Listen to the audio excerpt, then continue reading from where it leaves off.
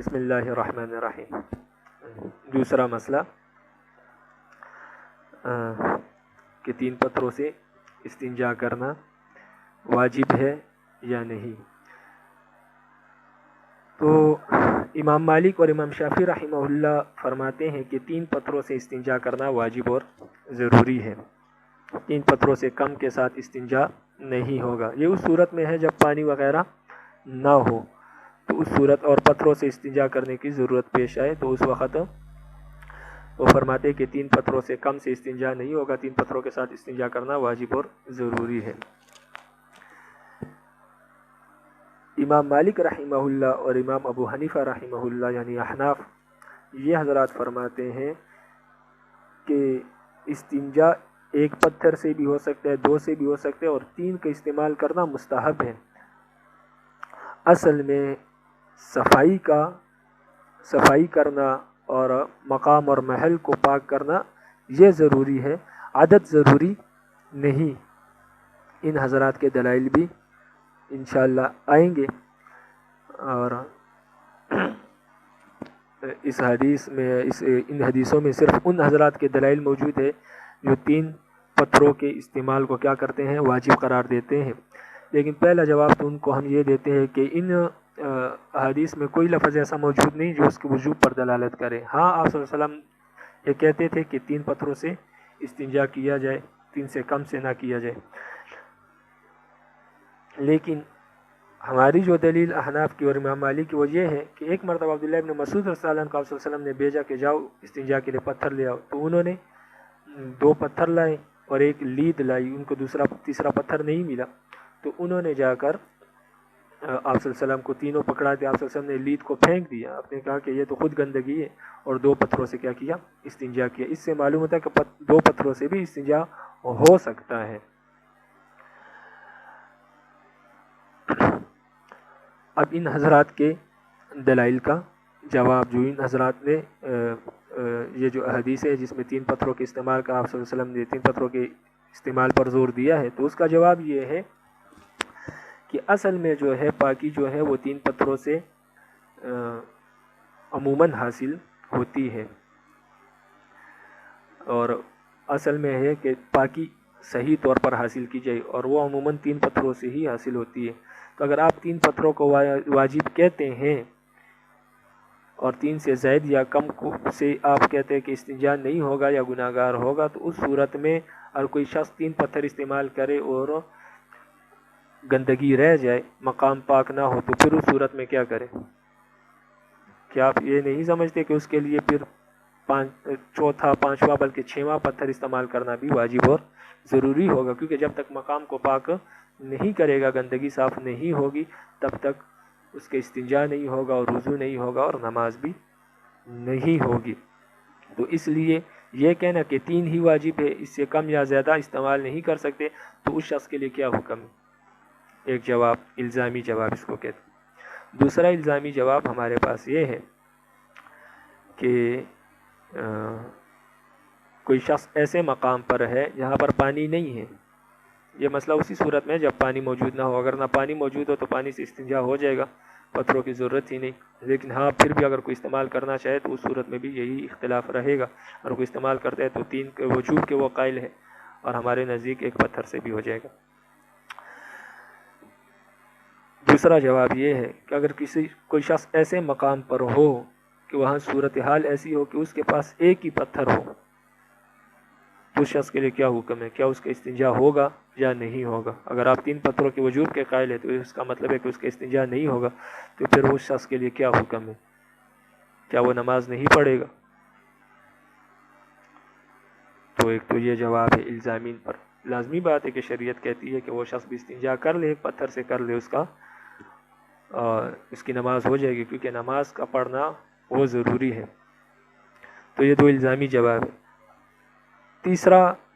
پھر ان احادیث کا مطلب کیا ہے؟ ایک ہماری دلیل ہو گئی حضرت عبداللہ بن مسعود رضی اللہ عنہ کی، دوسری ہم نے 2 جوابات دیے ان کو، تیسرا ان کے جو احادیث یہ پیش کرتے ہیں دلیل میں، اس کا کیا مطلب ہے؟ تو اس کا مطلب ہم پہلے بھی بیان کر چکے، اس کا مطلب یہ ہے کہ عام طور پر جو ہے 2 یا ایک یا دو پتھروں سے پاکی اس طرح حاصل نہیں ہوتی، عموماً 3 پتھروں سے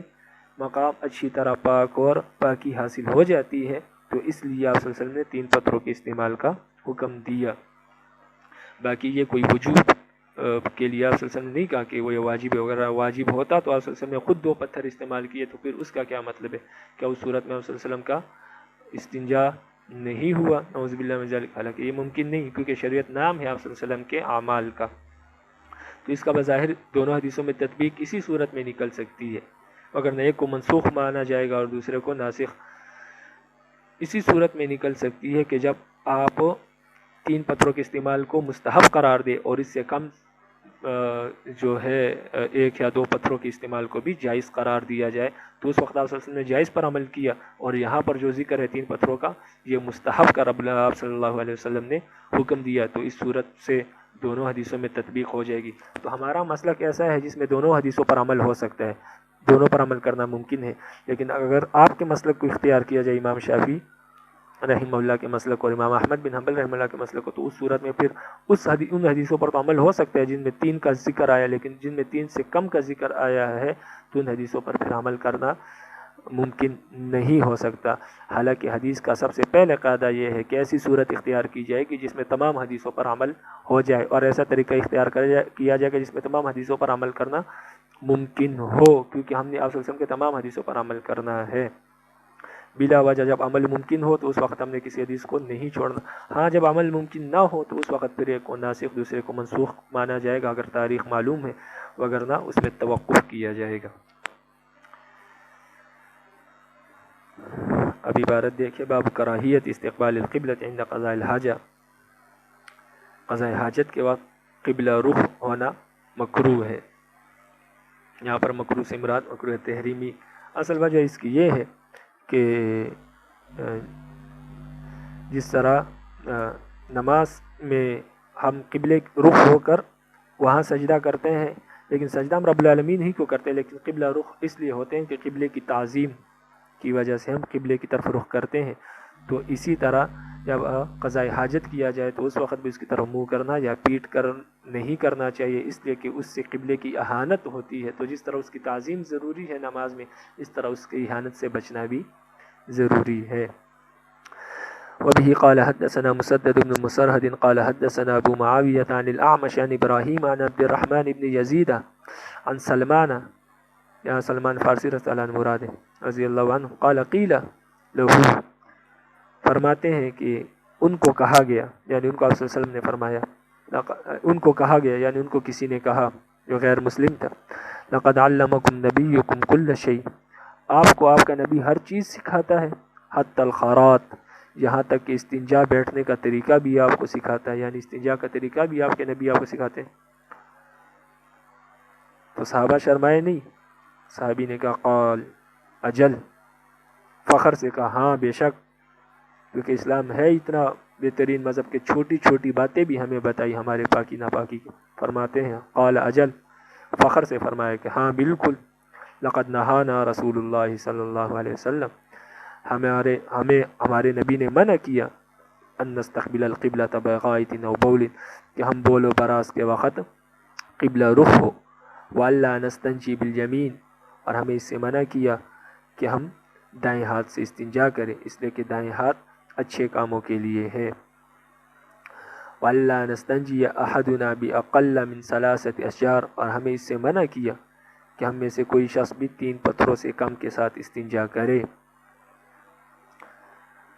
وَيَسْتَنْجِيَ بِرَجِيعٍ، اور اس سے منع کیا کہ کوئی لیت کے ساتھ، گوبر کے ساتھ کیا کرے، استنجا کرے، کیونکہ گوبر یا لیت جب سوکھ جاتا ہے تو وہ بھی ایک پتھر کی طرح یا ڈیلے کی طرح ہو جاتا ہے، تو اس سے بھی پیشاب پخانہ خشک ہو سکتا ہے، لیکن چونکہ وہ خود گندگی ہے تو اس سے گندگی پھیلے گی، اس سے پاکی حاصل نہیں ہو سکتی، اس لیے آپ صلی اللہ علیہ وسلم نے منع کیا یستنجیہ برجیع، کہ گوبر سے استنجا کرے، او عظم، یا ہڈی کے ساتھ استنجا کرے۔ ہڈی سے اس لیے بھی منع کیا کیونکہ ہڈی جنوں کی خوراک ہے، ہاں جنات نے آپ صلی اللہ علیہ وسلم سے شکایت کی کہ یہ لوگ ہمارے خوراک کے ساتھ کیا کرتے ہیں؟ استنجا کرتے ہیں۔ تو اس کے بعد پھر آپ صلی اللہ علیہ وسلم نے ہڈی سے استنجا کرنے کو منع کر دیا، اس لیے کہ ایک مخلوق کی خوراک ہے، اور لید سے بھی اس لیے منع کی، ایک تو یہ گندگی ہے، اور بعض روایت میں ہے کہ یہ بھی جنوں کی خوراک ہے۔ واللہ عالم۔ وبه قال حدثنا عبد الله بن نفيل قال حدثنا ابن المبارك عن محمد بن عجلان عن القعقاع بن حكيم عن ابي صالح عن ابي هريرة۔ تو یہ والی حدیث جو تھی اوپر والی، یہ ان حضرات کی دلیل ہے،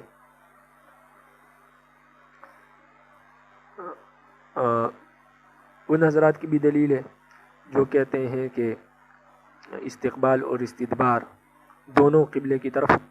رخ کرنا اور پیٹ کرنا دونوں ناجائز ہے، چاہے آبادی میں ہو یا اس میں ہو صحرا میں ہو، یعنی احناف کی دلیل ہے۔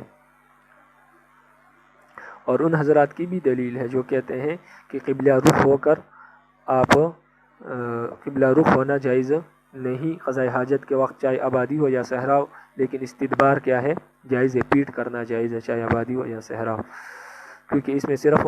استقبال کا ذکر ہے، استدبار کا ذکر نہیں۔ وفي قال حدثنا عبد الله بن محمد النفيلي وقال حدثنا ابن المبارك عن محمد بن عجلان عن القعقاع بن حكيم عن ابي صالح عن ابي هريرة رضي الله عنه قال، ابو ہریرہ رضی اللہ عنہ سے روایت فرماتے ہیں، قال رسول اللہ صلی اللہ علیہ وسلم، رسول اللہ صلی اللہ علیہ وسلم نے فرمایا، انما انا لکم بمنزلۃ الواحد، میں تمہارے والد کے مقام پر ہوں، اعلمکم، میں آپ کو سکھاتا ہوں، یعنی دین کے امور سکھاتا ہوں، فاذا اتی احدکم الغائط، پس جب تم میں سے کوئی شخص بول براز کے لیے جائے، فلا یستقبل القبلۃ ولا یستدبرها، تو وہ نہ قبلے کی طرف رخ کرے اور نہ قبلے کی طرف پیٹ کرے، ولا یستتب بیمینہ، اور نہ اپنے دائیں ہاتھ کے ساتھ پاکی حاصل کرے یعنی استنجا کرے، وکان یأمر بثلاثۃ اشجار وینہی عن الروث والرمہ، اور وہ ہمیں حکم دیا کرتے تھے صلی اللہ علیہ وسلم 3 پتھروں کے استعمال کا، اور ہمیں منع کرتے تھے لید کے ساتھ اور ہڈی کے ساتھ، رمہ ابری ہوئی ہڈی کے ساتھ استنجا کرنے کو۔ ایک تو اس وجہ سے ہڈی سے بھی استنجا سے منع کیا جاتا ہے کہ بعض مقام ہڈی کیا ہوتی ہے؟ دار والی ہوتی ہے، تو اس سے ایسا نہ ہو کہ جسم کٹ جائے اور الٹا نقصان ہو، اس وجہ سے بھی ہڈی سے منع کیا جاتا ہے، اور شیشے سے بھی منع کیا جاتا ہے، اور نوکدار پتھر سے بھی منع کیا گیا ہے، علماء نے منع کیا کہ اس سے بھی استنجا نہ کیا جائے۔ تو رمہ سے مراد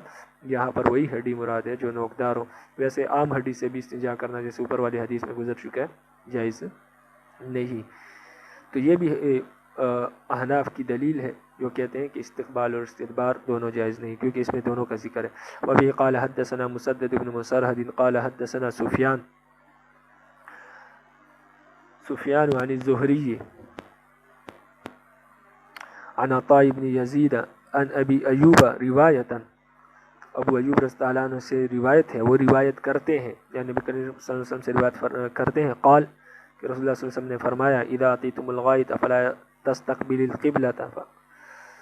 تستقبلوا القبلة بغائط ولا بول، جب تم میں سے کوئی شخص بول براز کے لیے جائے تو قبلے کی طرف رخ نہ کرے، ولا بول، اور اسی طرح چھوٹے پیشاب میں بھی نہ کرے، ولکن شرقوا او غربوا، تو لیکن مشرق یا مغرب کی طرف رخ کر لیا کرو۔ فقدمنا الشام، ہم شام گئے، صحابی فرماتے ہیں ابو ایوب انصاری رضی اللہ عنہ فرماتے ہیں کہ جب ہم شام گئے یعنی شام فتح ہوا، فوجدنا مراحیس، وہاں پر ہم نے بیت الخلاء کو یعنی لاٹرینوں کو پایا۔ کیسے پایا؟ قد بنیت قبل القبلہ، کہ وہ قبلہ رخ بنی ہوئی تھی۔ فکننا ننحرف عنها ونستغفر اللہ، تو ہم آپ صلی اللہ علیہ وسلم کے حکم کی تعمیل کرتے ہوئے ہم اس سے احراف کرتے تھے، یعنی ٹیڑھے ہو کر بیٹھتے تھے اور اللہ کے استغفار، اللہ سے معافی طلب کرتے تھے۔ تو جب ٹیڑھے ہو کر بیٹھتے تھے تو پھر استغفار کس لیے کرتے تھے؟ تو اس لیے کرتے تھے کہ جب قبلہ رخ بالکل لاٹرین بنی ہو تو آپ جتنے بھی ٹیڑھے ہو جائیں تو کچھ نہ کچھ آپ کا رخ ہوگا، یعنی قبلے کی طرف آپ بالکل ٹیڑھے تو نہیں ہو سکتے، یعنی شمال جنوب کی طرف، مشرق یا مغرب کی طرف، شمال جنوب کی طرف۔ تو اس لیے کچھ نہ کچھ رخ جب آپ کا قبلے کی طرف ہوتا تھا تو اس پر کیونکہ انسان کمزور ہے، معذور ہے، اس لیے اپنے اس کمزوری پر آپ استغفار کرتے تھے، رب العالمین جو ہمارا تھوڑا بہت رخ ہو گیا اپنے کوشش کے باوجود، اس پر ہماری مغفرت فرما، اس پر ہماری پکڑ نہ فرمانا۔ لیکن یہاں پر ایک اور یہ بھی ان دونوں حضرات کی دلیل ہے. ایک تو حناف کی دلیل ہے کہ قبلہ رخ نہیں ہونا چاہیے نہ اس کی طرف پیٹ کرنی چاہیے، اور ان حضرات کی بھی دلیل ہے جو صرف قبلہ رخ ہونے کو منع کرتے ہیں اور استدبار کو منع نہیں کرتے. وہ کہتے ہیں استدبار جائز، لیکن اس حدیث میں بھی استدبار کا ذکر نہیں ہے. لیکن اس حدیث میں ایک دو الفاظ ایسے جو قابل غور ہیں. آپ صلی اللہ علیہ وسلم نے فرمایا لیکن شرقوا و غربوا، مشرق کی طرف منہ کیا کرو یا مغرب کی طرف. تو لازمی بات ہے ہمارے ہاں تو مشرق اور مغرب، اگر ہم مغرب کی طرف منہ کریں گے تو ہماری مغرب کی طرف قبلہ ہے، اور مشرق کی طرف رخ کریں گے تو پھر ہماری پیٹھ آ جائے گی قبلے کی طرف. حالانکہ ہمارے نزدیک تو پیٹھ کرنا اور رخ کرنا، منہ کرنا دونوں ناجائز ہیں. تو اصل بات یہ ہے کہ یہ جو حکم ہے یہ ہمیں نہیں، یہ اہل مدینہ کو تھا، کیونکہ مدینہ سے مکہ جو ہے وہ جنوب کی طرف ہے. تو اگر وہ جنوب کی طرف رخ کریں تو پھر تو رخ آ جاتا ہے، اور اگر وہ شمال کی طرف رخ کرے تو پھر پیٹھ آ جاتی ہے. اس لیے آپ صلی اللہ علیہ وسلم نے فرمایا کہ شمال جنوب کی طرف نہیں بلکہ آپ مغرب یا مشرق کی طرف کرو. یعنی اہل مدینہ کیونکہ آپ صلی اللہ علیہ وسلم کے مخاطب تھے، اس لیے اگر ان کو کہتے تھے والا شمال جنوب کی طرف کرو تو وہ اس پر عمل کس طرح کرتے تھے، کیونکہ پہلے مخاطب وہی تھے. اس لیے آپ نے فرمایا کہ شرقوا او غربوا. لیکن اس سے مشرق مغرب کی طرف منہ کرنا مراد نہیں، بلکہ اس سے مراد یہ ہے کہ قبلہ رخ ہو کر نہ بیٹھو. اگر آپ مدینہ میں ہیں تو مشرق مغرب کی طرف کرو، اگر کسی اور جگہ پر ہو تو پھر شمال جنوب کی طرف کرو، لیکن قبلہ رخ ہو کر نہ بیٹھو. یہاں پر صرف یہ سمجھانا مقصود ہے. تو یہ حکم اہل مدینہ کے ساتھ خاص ہے. وبه قال حدثنا موسى بن اسماعيل قال حدثنا وهيب قال حدثنا عمرو بن يحيى عن ابي زيد عن معقل بن ابي معقل الاسدي قال حدثنا، قال یہاں پر میرے خیال میں حدثنا ویسے لکھ دیے. قال نہا رسول اللہ صلی اللہ علیہ وسلم، فرماتے ہیں کہ رسول اللہ صلی اللہ علیہ وسلم نے منع کیا ان نستقبل القبلتین، یہ کہ ہم دونوں قبلوں کی طرف رخ کریں. ببول، بول براز کرتے وقت، او غائط، ببول او غائط، بول براز کرتے وقت. قبلتین سے مراد ایک تو بیت اللہ ہے اور دوسرا بیت المقدس ہے. قال ابو داود فرماتے ہیں ابو زید و مولا بنی سالمہ، یہ جو ابو زید ہے جو جن کا ذکر ہوا اس میں سند میں، یہ کیا ہے ان کا، یہ بنو ثعلبہ کے کیا ہے، مولا ہے، آزاد کردہ غلام ہے.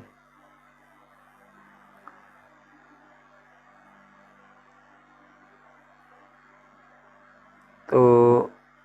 ان کا نام کیا ہے؟ تو ان کا نام ہے ولید. ابو زید ان کی کنیت ہے اور ان کا نام ولید ہے.